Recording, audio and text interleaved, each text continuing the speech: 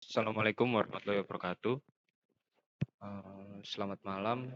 Perkenalkan, nama saya Axel Rizara Sudikto dengan NIM 1462101131. Lalu dengan teman saya. Saya Damsul Nurul Mubin, NPI 14621000157. Pada video kali ini, kami akan mempresentasikan hasil pekerjaan kami tentang klasifikasi tingkat Parkinson pada pasien menggunakan bahasa pemrograman Python dengan metode Fusion Inference System. Nah, sebelum kita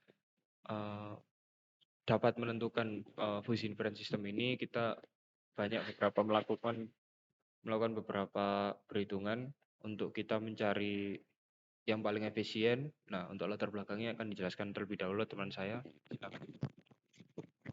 Baiklah, saya akan menjelaskan latar belakang dari permasalahan dari judul yang kita angkat, yaitu penyakit Parkinson, yaitu sebuah gangguan neurodegeneratif progresif yang dipicu oleh faktor poligenik dan lingkungan. Jadi, penyakit Parkinson ini menyerang orang di atas 60 tahun, dan gejala Parkinson itu tingkat perkembangannya bervariasi di antara individu. Biasanya gejala ini itu meliputi kekakuan otot, keterlambatan gerakan, masalah berjalan, keseimbangan dan koordinasi badan, kognisi, gangguan vokal, makan, dan gangguan suasana hati. Selanjutnya, sudah banyak penelitian itu telah menggunakan pendekatan ini terkini berdasarkan teknik pembelajaran mesin untuk memeriksa dan menyajikan wawasan dari data medis. Nah, di dalam penelitian kami, pendekatan baru ini kita menggunakan pembelajaran mendalam dengan teknik Fuji Inference System, yaitu disajikan untuk melacak perkembangan penyakit Parkinson dari dataset dunia nyata dengan website Kaggle. Lalu selanjutnya adalah identifikasi permasalahan, yaitu tujuan utama dari penelitian kami, yaitu untuk mengembangkan pendekatan kecerdasan komputasional dalam diagnosis penyakit Parkinson menggunakan pendekatan pembelajaran ensemble dan kemampuan pembelajaran online menggunakan dataset klinis yang besar. Selanjutnya, ada juga kriteria teoritis informasi, yaitu yang pertama, model prediktif mana yang paling tepat diimplementasikan pada data yang digunakan dalam sistem prediktor dengan kecerdasan komputasional yang terdiri dari Fuzzy Inference System, Neural Network, Neurofuzzy System, Support Vector Machine, dan AC Genetic Algorithm. Yang kedua, mengapa Fuzzy Inference System menjadi metode diagnosis penyakit Parkinson yang paling tepat untuk diimplementasikan. Lalu yang ketiga, apakah ada pengaruh pemilihan fitur dalam meningkatkan akurasi prediksi untuk model statistik dari metode yang dipilih. Lalu selanjutnya ada asumsi, kebutuhan, dan imitasi. Nah, penelitian tentang diagnosis penyakit Parkinson itu juga melibatkan ketiga hal tersebut, yaitu contoh dari asumsi, yaitu asumsi dasar dalam penelitian tentang diagnosis penyakit Parkinson adalah adanya perbedaan karakteristik dari tanda-tanda antara individu yang menderita Parkinson dan individu yang tidak menderita Parkinson.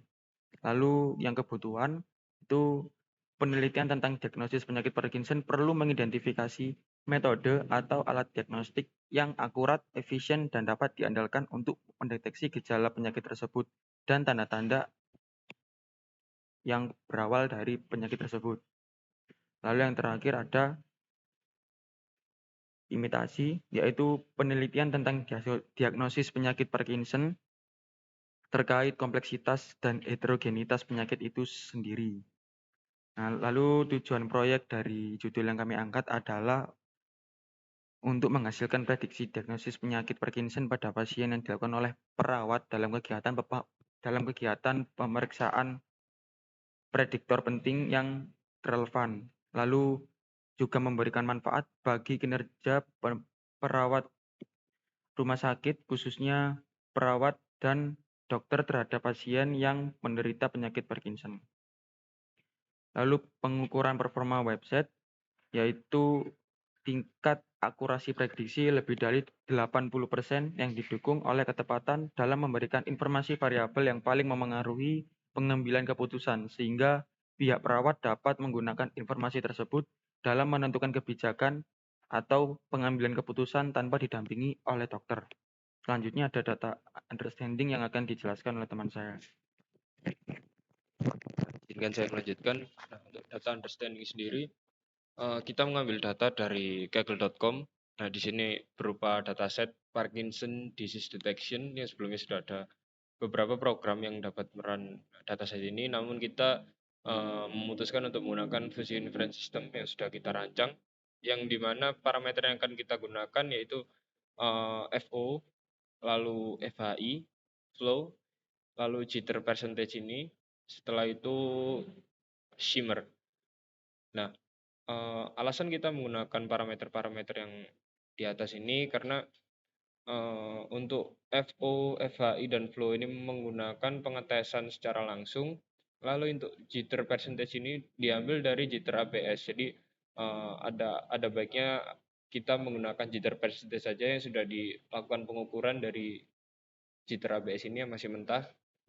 Lalu untuk MDVP shimmer ini kita ambil dari jitter dan RAP dan PPQ ini, jadi menghasilkan angka di atas.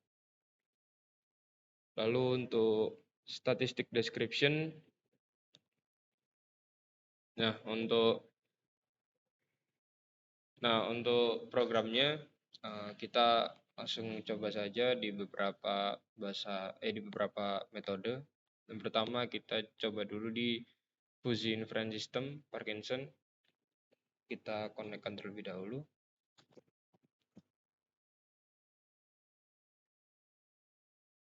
Lalu kita upload datasetnya.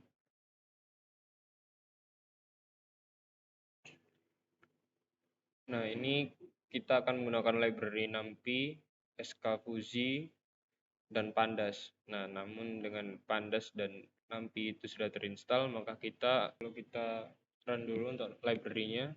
Nah, setelah successfully build dan successfully installed, nah ini sudah centang, run sebanyak 6 detik. Nah, untuk codingan ini kita inputkan terlebih dahulu seluruh library yang akan kita gunakan. Lalu kita deklarasikan dataset sama dengan pdread_csv, ini nama CSV, kita sama Parkinson.csv, ini untuk membaca dataset dari file CSV. Lalu kita inisialisasi variabel input. Nah, variabel input ini akan FO, FHI, flow, jitter percentage, dan shimmer db. Nah, ini merupakan nama variabel yang kita gunakan di bawah. Lalu ini merupakan nama kolom yang ada di dataset. Lalu kita menggunakan kontrol antecedent dan NP arrange. Nah, nanti antecedent yang kita udah kontrol, kita arrange menjadi 50, 250, dan 1. Ini merupakan dimensinya, dimensi dari array-nya. Lalu untuk fungsi kita inisialisasikan variabel output. Nah, Parkinson level sama dengan itu kontrol konsekuen, NP arrange. Nah, ini sama seperti yang di atas. Lalu Parkinson level ini yang akan dihasilkan nanti. Jadi akan ada kolom baru hasil perhitungan dari semua ini. Nah, untuk fungsi keanggotaan untuk variabel input, ini seluruhnya kita deklarasikan low, medium, high. Jadi nanti di Parkinson level hanya ada low, medium, dan high. Kita deklarasikan universe-nya terlebih dahulu untuk low berapa, medium berapa, dan high. Nah, untuk fungsi keanggotaan untuk variabel output, ini kita menggunakan fungsinya trimf, itu untuk kita memotong universe yang akan kita ambil saja di Parkinson level nanti, jadi salah satu di antara ini. Nah, untuk aturan fungsinya kita membuat 3 rules. Nah, rules pertama ini ada FO, FHI, flow, dan lain-lain itu low, maka Parkinson level adalah di low. Lalu di rule kedua, untuk seluruhnya medium ini kita set Parkinson levelnya menjadi medium. Nah, untuk rule ketiga, ketika semuanya high, maka Parkinson level akan bernilai high. Lalu untuk mengiterasi dataset dan melakukan Fuzzy inference. Nah, kita Parkinson sim input, kita ini mengambil dari dataset dari setiap baris, row in dataset iter row, jadi iterasinya per baris. Nah, ini untuk Parkinson simulate compute, jadi untuk menghitung, untuk compute the fuzzy system. Nah, kalau Parkinson level value ini akan menghasilkan Parkinson level namun dalam bentuk angka. Jadi perhitungan dari setiap tabel yang kita gunakan, FO, FAI, dan lain-lain ini. Nah, ini untuk print out-nya seperti biasa. Nah, ini ketika Parkinson level value yang telah kita compute di sini kurang dari 33,33, maka Parkinson level ada di low dan Parkinson levelnya ada di angkanya ini. Lalu untuk selanjutnya medium dan high seperti biasa, nanti ada dataset baru yang akan ada di sini setelah kita run. Sekarang kita coba run terlebih dahulu untuk Fuzzy Inference System. Sudah bisa di run. Nah, ini untuk data ke 190, data 183, kita kembali ke data ke 1. Data ke 0 lebih tepatnya, jadi karena indeks kita mulai dari 0. Nah, untuk Parkinson level ini bernilai 46 yang seharusnya ada di angka medium. Lalu kita cek dataset with Parkinson level untuk font R01 S01 ke 1 itu dia bernilai medium. Nah, ketika kita ambil ke high 48, nah rata-rata di 48 ya. Sudah untuk Fuzzy Inference System. Lalu kita lanjutkan di neural network terlebih dahulu.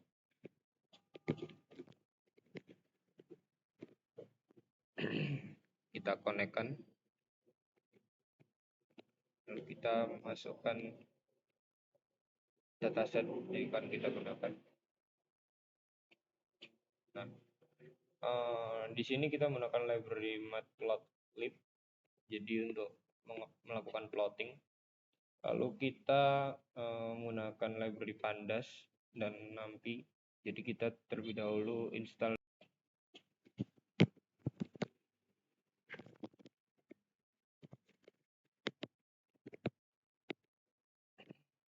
Nah, ketika successfully installed, kita run. Ini membutuhkan waktu yang agak lama karena kita menggunakan iterasi dari beberapa data. Jadi membutuhkan iterasi yang cukup lama. Sambil kita jelaskan, kita menggunakan konsep perceptron. Jadi kita mendefinisikan terlebih dahulu untuk unitnya. Kita menggunakan alpha 0,1, iterasi sebanyak 10, lalu untuk random seed-nya kita menggunakan 1, lalu threshold-nya kita 0,2. Nah, ini kita self definition dari masing-masing ini ada alpha, iter, random seed. Nah, lalu untuk definition fit-nya kita menggunakan self xy, dan untuk variabel yang akan kita gunakan, nah kita set initial w. Untuk self w kita menggunakan np zeros, jadi sebanyak get set-nya itu x shape-nya 0, nah shape-nya ini sebanyak array 1. Lalu untuk print initial w, self w, nah self error ini iterasi ke 1, print threshold, self threshold, lalu kita menggunakan looping untuk in range selama self dan iternya ini masih dalam jangkauan, jadi errornya akan bernilai 0, jadi tidak akan munculkan error. Lalu kita jalankan looping yang di bawah ini, xi target in zip. Nah, ini kita menggunakan zip karena jika kita menggunakan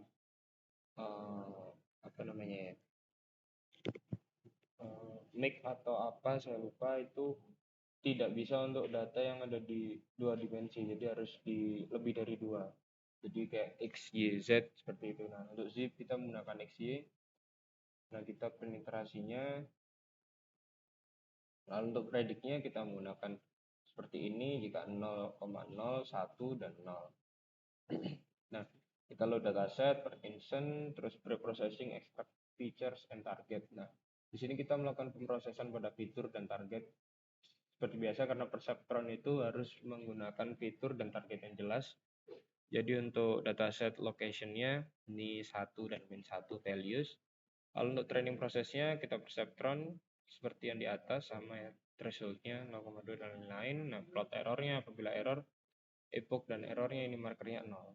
Nah, ini setelah kita running iterasi ke 1948 karena datanya ada sebanyak 100, berarti 196 pangkat 2. Nah, ini output realnya 0, errornya lanjut sudah mulai error, sudah ketemu errornya.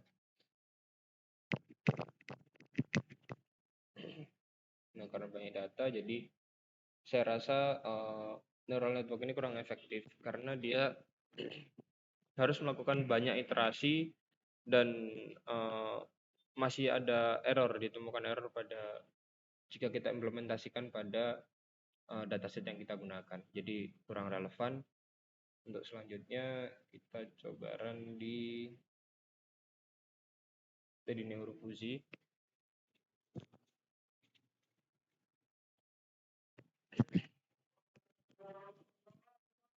Nah, kita lanjutkan untuk NeuroFuzzy System. Jadi untuk NeuroFuzzy System ini kita menggunakan library NumPy, Pandas, Neurolab. Nah, karena Neurolab ini karena kita menggunakan sistem metode NeuroFuzzy System, lalu scalar model selection seperti biasa, scalar untuk menghitung akurasi. Lalu kita belum connect ya. Kita connect terlebih dahulu, lalu kita taruh dataset di sini, upload terlebih dahulu. Lalu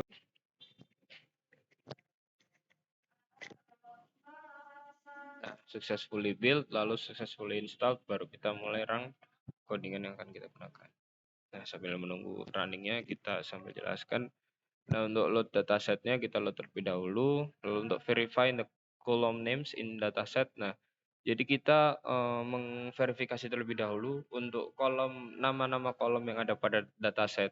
Lebih tepatnya di angka ke-1 dari paling atas baris itu akan menjadi kolom, nama kolom. Nah, setelah itu kita memilih kolom yang akan kita gunakan sebagai input nantinya yang akan dilakukan pemrosesan. Jadi kita menggunakan seperti yang fuzzy tadi, FAI, FO, flow, jitter percentage, dan shimmer. Lalu kita X sama dengan kita buat variabel X dan Y. X ini sebagai dataset selected columns, titik value. Nah, untuk value-nya, angkanya yang ada pada dataset. Nah, untuk variabel Y ini untuk menyimpan status dari values-nya itu dan values-nya. Untuk split dataset into training and testing sets. Nah, kita memilah terlebih dahulu data yang akan kita gunakan sebagai untuk melatih dan untuk testing. Kita deklarasikan X dan Y, train dan test. Lalu untuk kita gunakan ini train underscore test underscore split. Jadi kita menggunakan dataset itu sebagai untuk melatih dan mengetes. Lalu kita bagi menjadi X, Y, dan untuk ukuran tesnya itu 0,2 dan random state-nya itu sebanyak 42. Ini untuk angka random. Nah, kita menggunakan NVIS di sini. Kita create NVIS model menggunakan NeuroFuzzy library.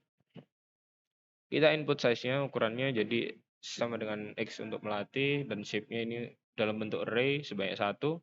Output-nya ini 1. Lalu fish, ini sebagai unfish yang kita udah ubah menjadi S, kita kenali sebagai fish. Nah, ini untuk NP minimumnya dari X-train ini, lalu kita gunakan maksimum. Kita gunakan perulangan dengan variabel I dalam range untuk dalam jangkauan input size, dan input size-nya adalah, output size-nya adalah 5. Lalu kita train the unfish model, error, apabila error kita gunakan average ke-20 saja. Nah, make prediction on test set, lalu convert the fuzzy prediction to binary value. Jadi prediksinya nanti akan berupa angka, nah kita ubah menjadi angka biner. Lalu untuk kita calculate the accuracy score, untuk akurasi skornya kita perhitungkan. Nah, the maximum number of train epoch is reached. Jadi untuk akurasi terakhir dari epoch terakhir yang kita gunakan adalah 0,820. Jadi menurut saya ini, menurut kami untuk NeuroFuzzy ini masih kurang efektif karena bisa saja dalam menampilkan, tapi kita memerlukan proses yang lumayan banyak mulai dari training dan testing dataset. Jadi jika kita bandingkan dengan fuzzy inference system, memang kita tidak seberapa baik dalam output datanya, akurasinya. Namun kita perlu mengukur juga dalam efektivitas dalam sistem yang akan kita tanamkan nanti. Lalu kita close, kita lanjutkan ke menggunakan support vector machine. Kita konekkan terlebih dahulu.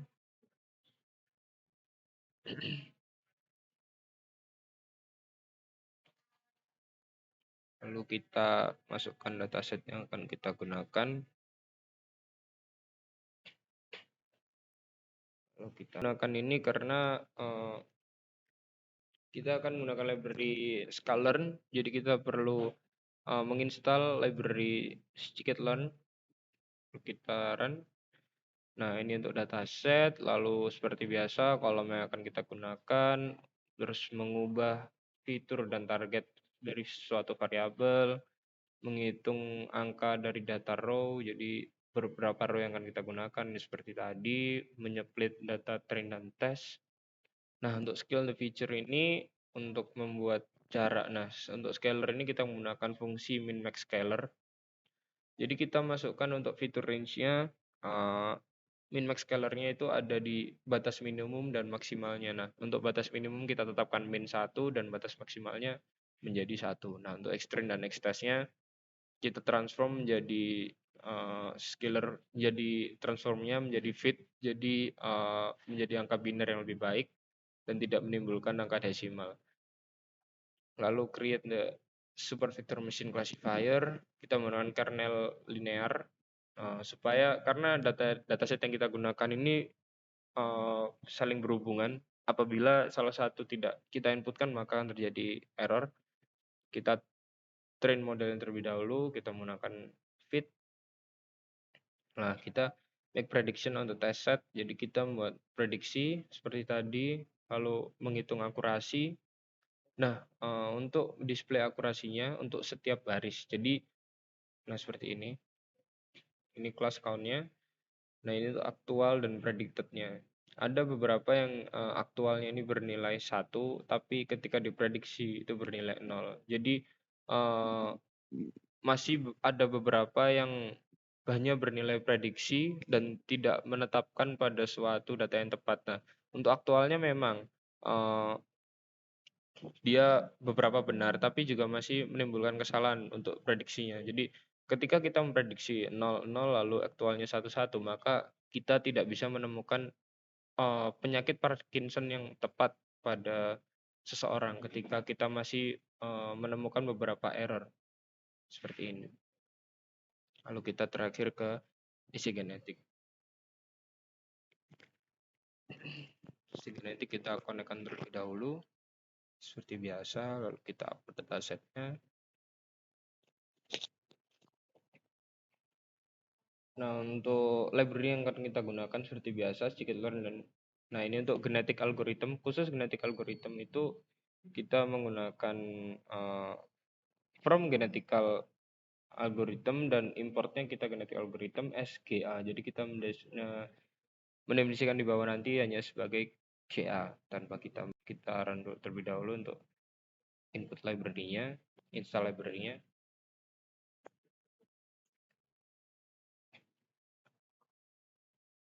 Nah, kita udah melihat requirement already satisfied, jadi sudah terinstall dan successfully installed function timeout. Nah, kita deklarasikan library yang kita gunakan. Nah, ini ya, kita menggunakan sklearn ensemble, model, dan matrix. Karena pada genetic algorithm kita menggunakan random forest classifier karena kita harus mengklasifikasi pada data itu bersifat random. Lalu untuk model selection-nya kita menggunakan train test split. Jadi secara otomatis dataset yang kita gunakan akan terbagi menjadi data train dan data test. Lalu kita untuk akurasi score dan genetic algorithm karena ada beberapa fungsi dari genetic algorithm yang akan kita gunakan. Nah, kita seperti biasa lalu dataset pulau kita pilihin seperti itu. Nah, kita definisikan fitness function.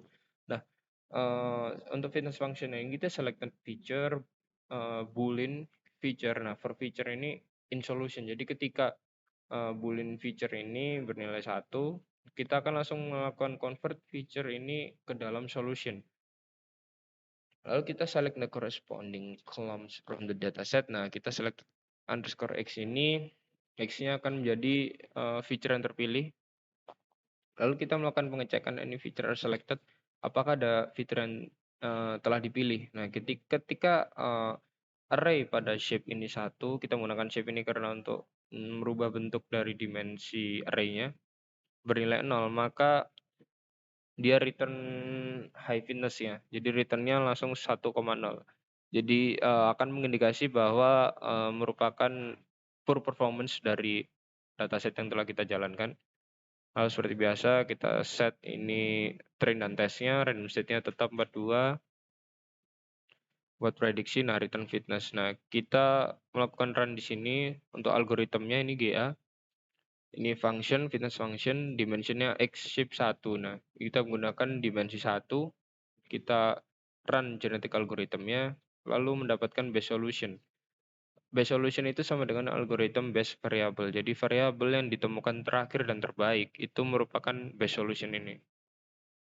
Ini kita gunakan sama for feature. Nah, setelah feature yang kita temukan ini baik, itu akan menjadi base solution.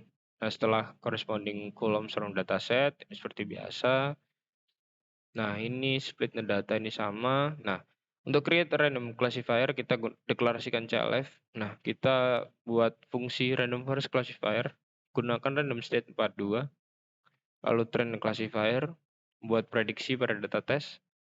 Nah, kita menggunakan base accuracy, kita menemukan the best solution found. Jadi untuk genetic ini akan menjalankan program itu dari yang terbaik dari beberapa epoch. Jadi setiap epoch itu diambil 1. Nah, untuk jalan terbaik itu ditemukan 0, 1, 0, 0, 1.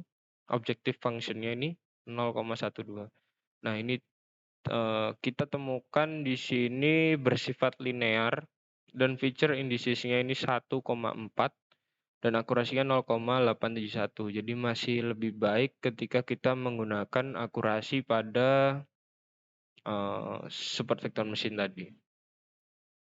Lalu untuk selanjutnya kita akan memilih fuzzy inference system, itu dikarenakan kalau dilanjutkan oleh teman saya.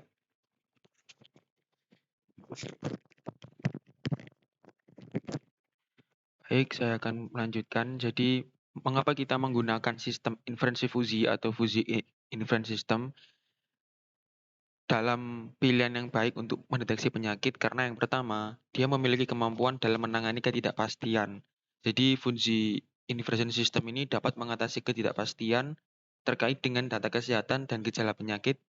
Contohnya yang sudah kita buat berdasarkan dataset dari Kaggle. Nah, dan juga dalam menggunakan logika fuzzy, sistem ini dapat memodelkan tingkat ketidakpastian dan memungkinkan pengambilan keputusan berbasis pada derajat keanggotaan gejala dalam setiap kategori. Yang kedua, pemodelannya itu bersifat fleksibel. Jadi, sistem inferensi fuzzy ini dapat dengan mudah menggabungkan pengetahuan yang diberikan oleh ahli medis atau pakar kesehatan. Jadi, sistem itu dapat dengan mudah diperbarui atau disesuaikan ketika pengetahuan tentang penyakit Parkinson ini tuh berkembang. Lalu yang ketiga, interpretability, yaitu fungsi inference system ini memberikan hasil yang mudah diinterpretasikan oleh manusia. Setiap keluaran dari sistem itu dinyatakan dalam bentuk linguistik yang dapat dipahami dan dijelaskan oleh ahli medis atau pasien. Contohnya itu kita hasil dapat dinyatakan sebagai risiko rendah, sedang maupun tinggi. Itu tadi sudah dijelaskan oleh teman saya yang pada sistem inferensi fuzzy yaitu low, medium, dan high. Yaitu fungsi tersebut juga dapat memudahkan dalam memberikan penjelasan kepada pasien dan juga untuk si perawatnya juga. Lalu yang selanjutnya, manajemen variasi individual, yaitu setiap individu itu memiliki karakteristik yang berbeda. Jadi termasuk toleransi terhadap gejala atau tingkat penyerahan penyakit dengan menggunakan fuzzy inference system ini, sistem itu dapat memperhitungkan variasi individual dan menghasilkan diagnosis atau rekomendasi yang lebih disesuaikan dengan kondisi setiap individunya. Lalu yang terakhir, integrasi dengan data numerik dan non-numerik yang mudah digabungkan seperti hasil tes lab, dan non-numerik itu seperti gejala yang diungkapkan secara deskriptif melalui websitenya yang tadi.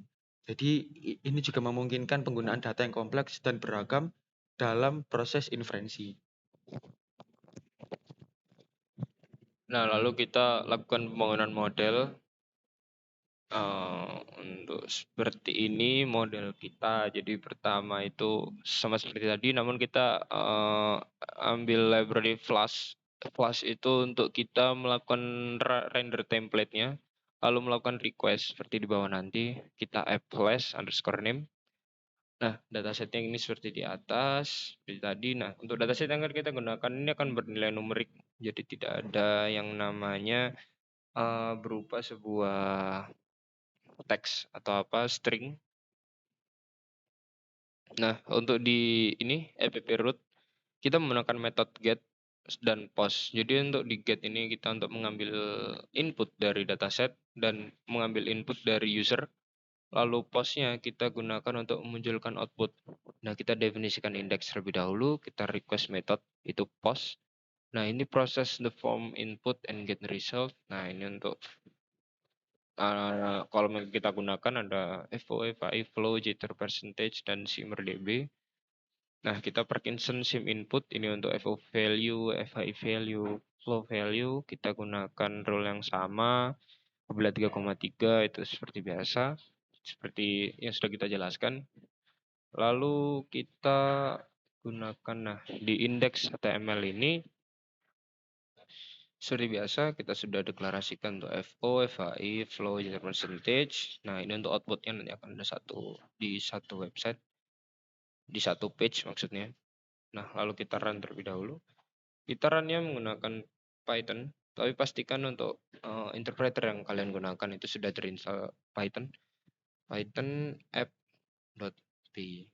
Nah, karena kita py di sini, kita namakan file kita Python di situ, file inti kita, lalu kita enter.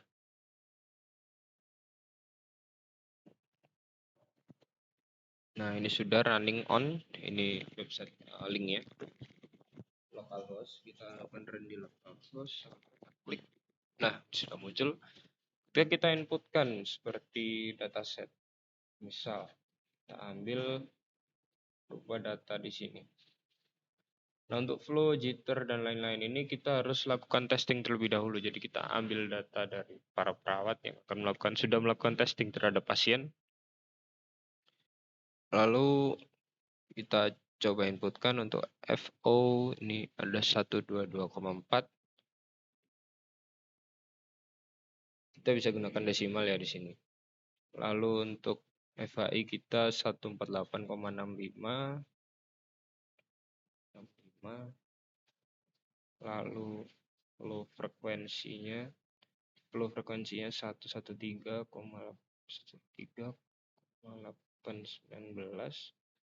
Lalu untuk jitter percentage-nya kita akan deklarasikan kita gunakan yang ada di sini.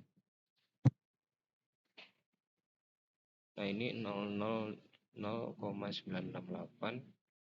0,968. Lalu untuk shimmernya kita gunakan sebesar 0,426. Lalu kita submit. Nah, resultnya akan muncul di sini. Untuk Parkinson levelnya akan bernilai medium. Tapi apabila kita gunakan sebagai unlimited input,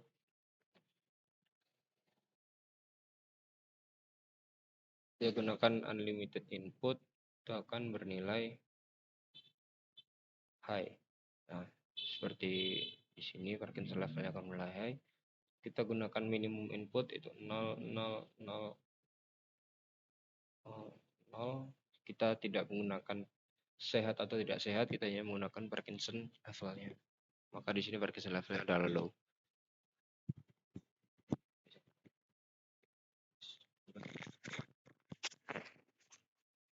Sekian presentasi kelompok ini. dengan judul klasifikasi tingkat Parkinson pada pasien menggunakan program Python dengan metode Fuzzy Inference System. Wassalamualaikum warahmatullahi wabarakatuh.